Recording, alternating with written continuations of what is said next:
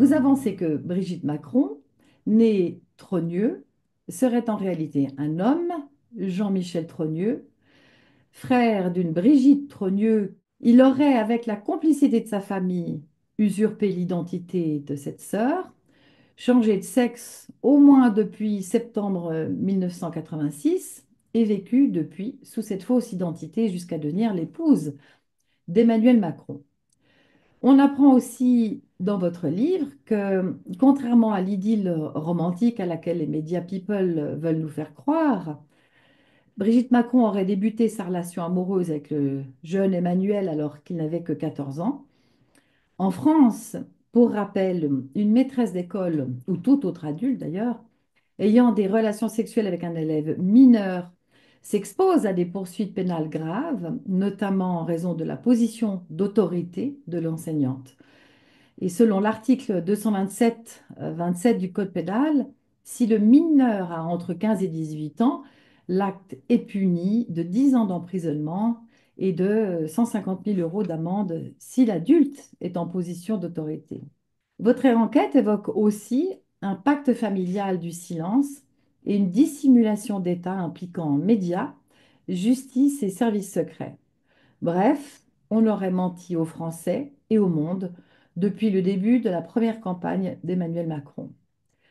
Plus grave peut-être, Candace Owen, la célèbre journaliste américaine qui vous a interviewé dans ses émissions, laisse entendre que des agents de l'ombre auraient cherché à infiltrer les sommets du pouvoir français et que le président serait télécommandé, notamment par sa femme, alias Jean-Michel Trogneux, pour le compte de la CIA.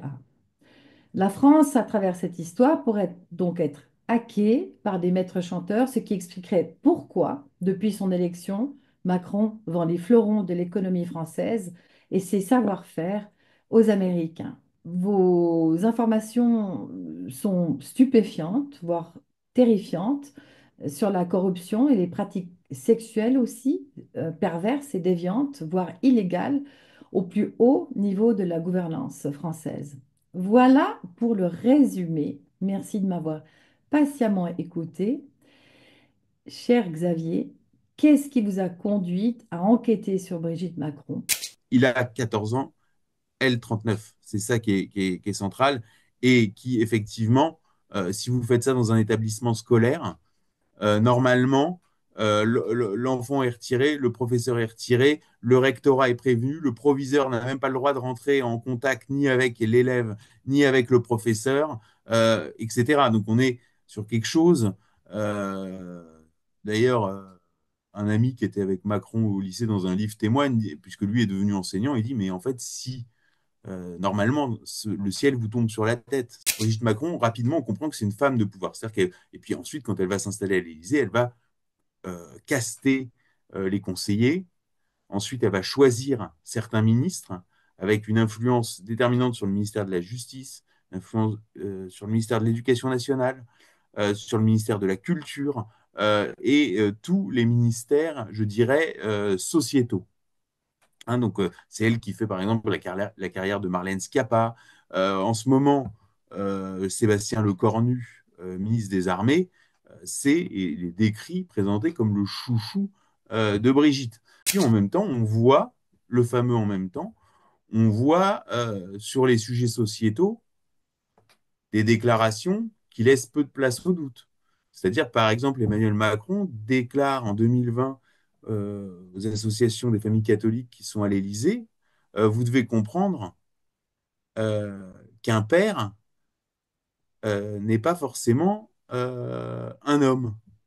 Les journalistes qui s'intéressent à Brigitte Macron en essayant tout simplement de comprendre qui elle est, de la raconter, etc., se heurtent à un mur du silence. Tous les journalistes de Paris savent qu'il y a cette chape de plomb et qu'il y a cette pression qui s'opère dès lors qu'on s'intéresse au couple présidentiel et à son entourage. Et quand on regarde la production, on voit effectivement que c'est la misère, que les journalistes n'arrivent pas à avancer. Et donc, il va y avoir ce détonateur qui est Natacha Ray, qui, elle, est une femme qui a une thèse. Alors, c'est pas vraiment une journaliste, c'est une citoyenne ordinaire qui, elle, en fait, est partie dans le sens inverse. C'est-à-dire que méthodologiquement, on est sur un mystère. Et elle, en fait, n'étant pas journaliste, elle part sur le sens inverse. Elle se dit, Brigitte Macron, c'est un homme. parce que j'ai regardé les photos, ses hanches, ses pieds, la posture de son corps, son visage. Euh, enfin, vraiment, elle n'aime pas que je dise ça, mais c'était vraiment un truc d'intuition féminine. Et donc, elle part dans le sens inverse, c'est-à-dire qu'elle part du principe que c'est un homme. Alors que normalement, c'est la conclusion. Elle part du principe.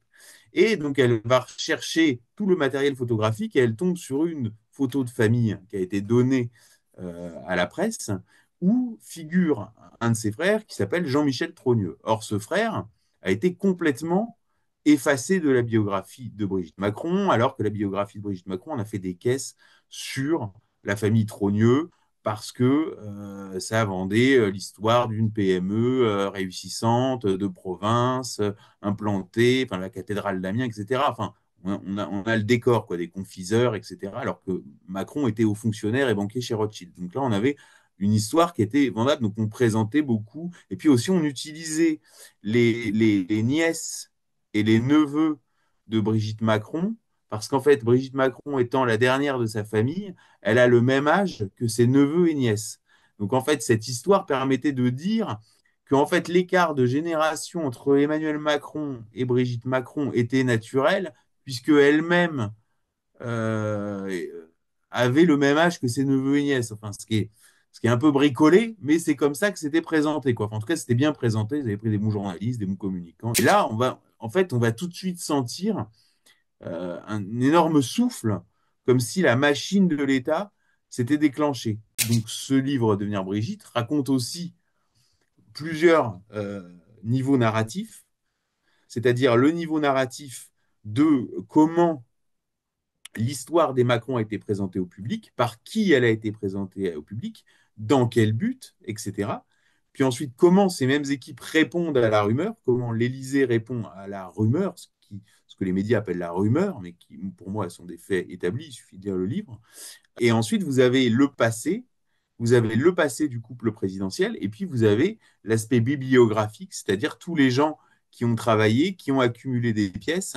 Vous citiez le blog Précibus, qui, eux, ont généré pas mal d'infos. Emmanuel Anison, qui a fait un travail extraordinaire, et même des journalistes mainstream qui sont passés avant nous, c'est-à-dire, je pense notamment à Virginie Linhart et à Sylvie Baumel, qui, elle, venait simplement pour faire des hagiographies, c'est-à-dire des portraits de complaisance de Brigitte Macron, et qui se sont retrouvés face au mur, et qui, malgré tout, l'ont écrit dans leur livre, puisque Virginie Linhart écrira j'ai jamais vu un tel niveau de contrôle.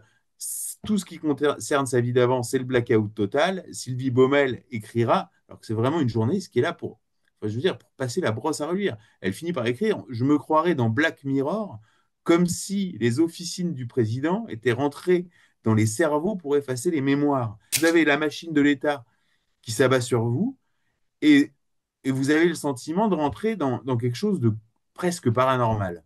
Et en fait, moi, ma formation, je dirais extrêmement classique, et mon but, ça a été de toujours dire, mais c'est forcément rationnel.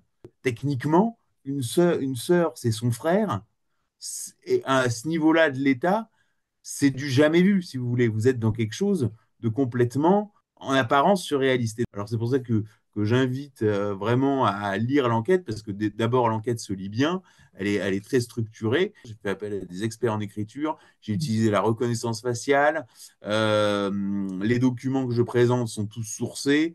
Ils sont issus de démarches que j'ai opérées devant la commission d'accès aux documents administratifs, c'est-à-dire avec des documents en tête de la République française me certifiant que j'ai droit d'accéder à ces documents. Donc tout a été opéré, je dirais, dans le cadre le plus légal, le plus rationnel possible, justement pour que ce dossier sorte de son apparence. Là, c'est aux journalistes français d'agir, parce que normalement, la presse parisienne et l'association de la presse présidentielle devraient poser la question, puisque aujourd'hui, Brigitte Macron et Emmanuel Macron, l'Élysée, sont accusés d'avoir opérer une tentative de corruption sur Candace Owens afin qu'elle retire sa série Becoming Brigitte de YouTube.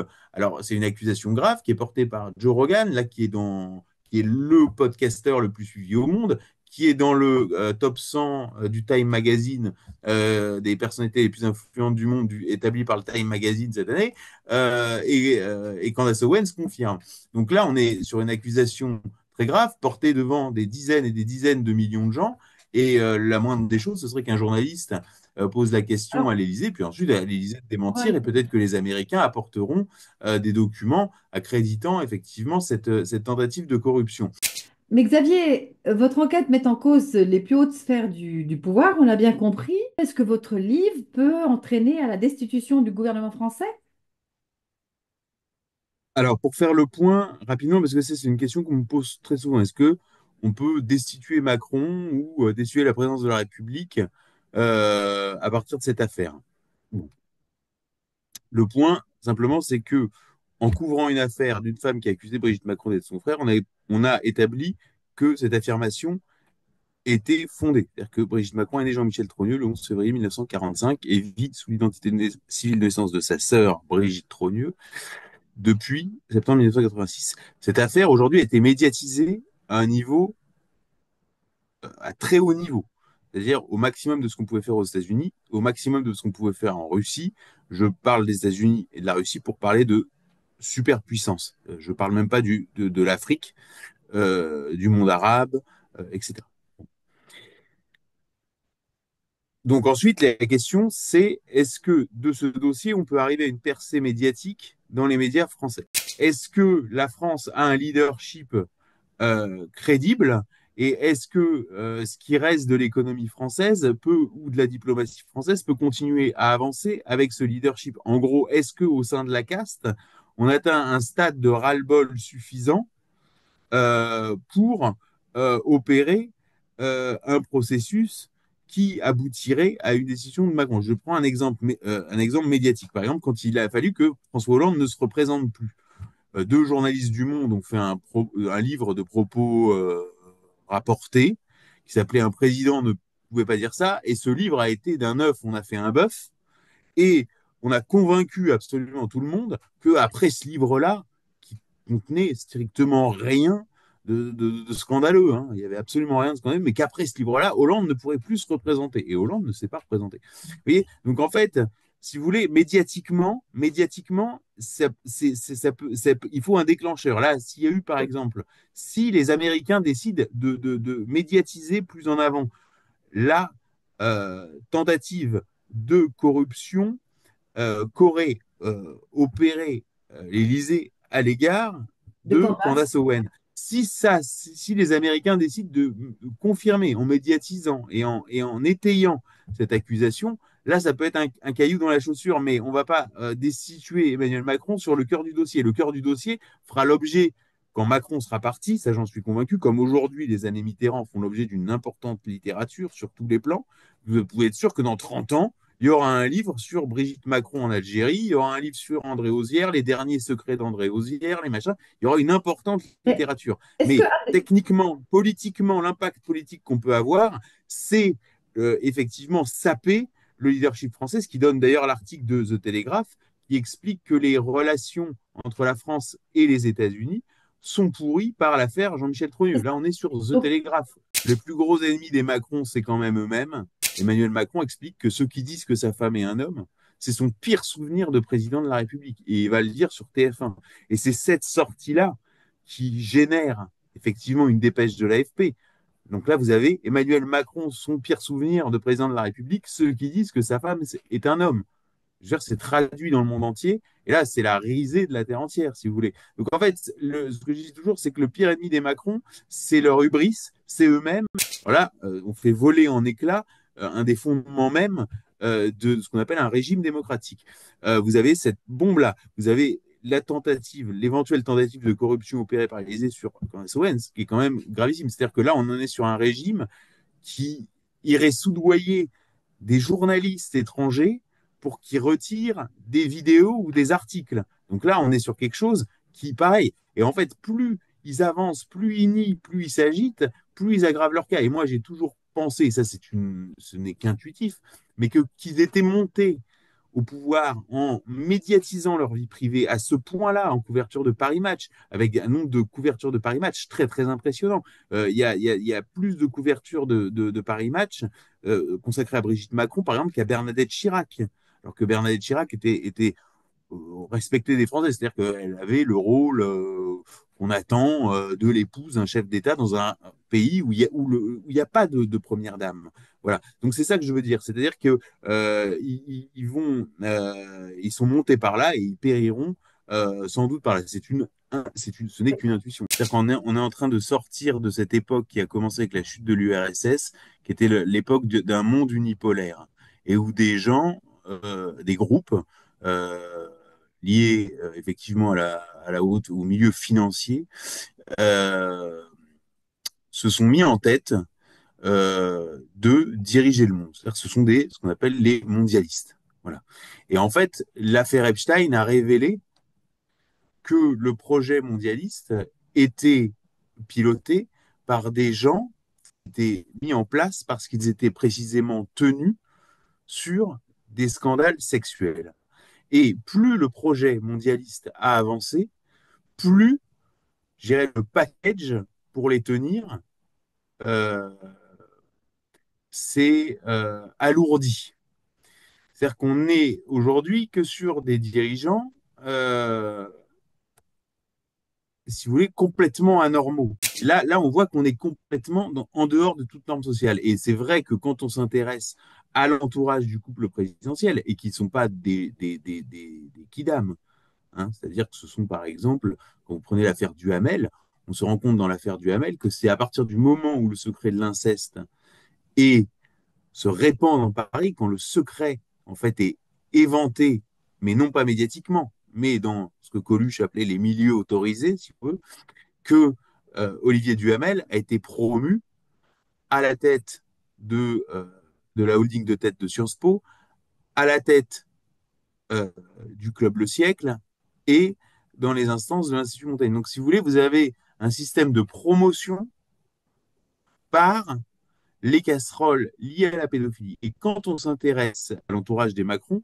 on retrouve non seulement un énorme tropisme pédocriminel, je ne parle pas de réseau pédocriminel, mais je dirais une nébuleuse pédocriminelle, avec un tropisme qui se dégage non seulement autour de la pédocriminalité, mais aussi et surtout, autour de la question de l'inceste. Et dans ces groupes mondialistes, Macron est l'élu. C'est-à-dire que non seulement il est Young Global Leader, mais Klaus Schwab, qui est responsable et qui est en fait le Forum économique mondial, il ne faut pas se leurrer, c'est un dominion de la commission trilatérale, ça a été révélé, puisqu'en fait Klaus Schwab avait été recruté dans un programme piloté par la CIA pour créer qui s'appelait le Symposium économique européen au début, et en fait c'était ni économique ni européen, et c'est devenu le Forum économique mondial, et qui est en fait la vitrine, c'est le salon des exposants de la commission trilatérale, hein, le WEF, le Forum économique mondial de Davos. C'est comme si vous voulez l'atelier et puis le salon de l'auto. Si vous voulez, le Forum économique mondial, c'est le salon de l'auto. Et donc Klaus Schwab, qui pilote ça, a bien dit, Macron, c'est celui qui nous mène dans le monde d'après. Finalement, tout le monde est assez d'accord. Je veux dire, la presse iranienne avait représenté Macron en diable. Vladimir Solovyov, qui est un des journalistes les plus connus de Russie, avait qualifié Emmanuel Macron de petit sataniste. Les influenceurs américains ne font pas autre chose. Donc en fait, euh, finalement, tout le monde comprend qu'il y a autour de ce personnage, euh, il y a des mystères, il y a des forces euh, qui ont tout misé sur ce type, qui ont un agenda. Hein, ces forces-là ont un agenda. D'autres forces combattent cet agenda, et combattant cet agenda, se retrouvent à désigner Emmanuel Macron comme ennemi prioritaire, étant entendu qu'il est une sorte d'incarnation et de pierre angulaire de cet agenda, puisqu'il doit incarner cet agenda à terme. C'est le principe de la cocotte minute, quoi. C'est-à-dire qu'au bout d'un moment, d'extérieur, on voit rien, puis au bout d'un moment, mais dessous, ça boue quand même.